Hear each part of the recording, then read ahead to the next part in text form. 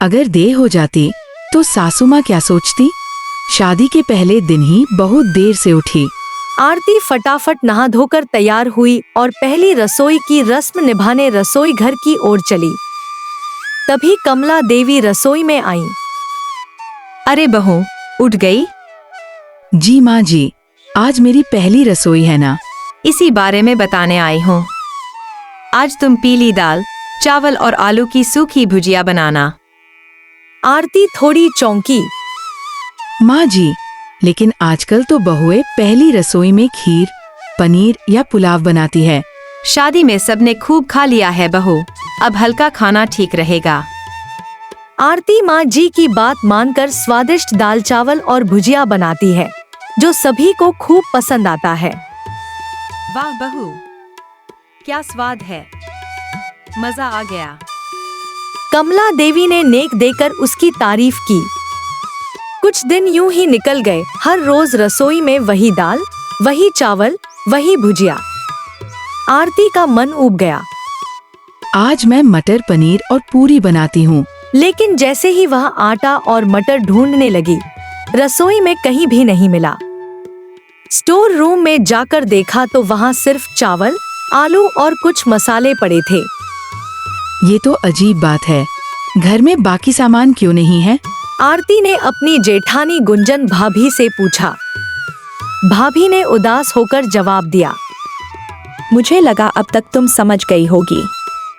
इस घर में तो हर वक्त दाल, चावल और भुजिया ही बनते हैं। हर रोज? कोई कैसे रोज रोज एक जैसा खा सकता है। जब मैं नई बहू बनकर आई थी तब हर रोज अलग सब्जियां बनती थी, लेकिन धीरे धीरे माँ जी ने खर्च बचाने के लिए सिर्फ वही 3 चीजें पकानी शुरू कर दी, क्योंकि ये सस्ती पड़ती हैं।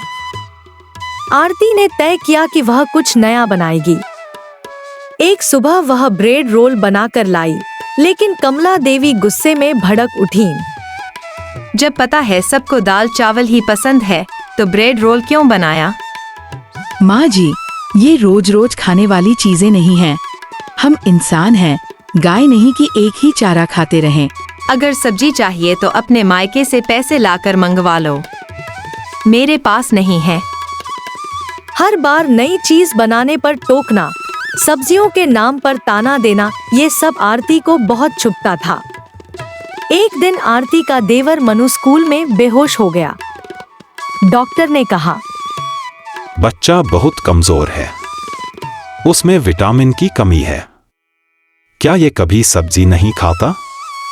ये सुनकर सभी को झटका लगा। गुंजन भाभी रोने लगी और आरती ने हिम्मत करके कमला देवी से कहा, माँ जी, यही आपकी कंजूसी का नतीजा है। हम सब कब तक ये 3 चीजें खाकर जिएंगे। इस बात ने कमला देवी को सोचने पर मजबूर कर दिया। अगले ही दिन जब सभी लोग बाहर आए तो डाइनिंग टेबल पर तरह तरह के पकवान सजे थे। मटर पनीर, आलू गोभी, खीर, रोटी और सलाद। ये सब किसने बनाया? मैंने। तुम्हारी बातों ने मेरी आंखें खोल दी। अब रोज रोज वही नहीं, बल्कि बदल बदल कर खाना बनेगा।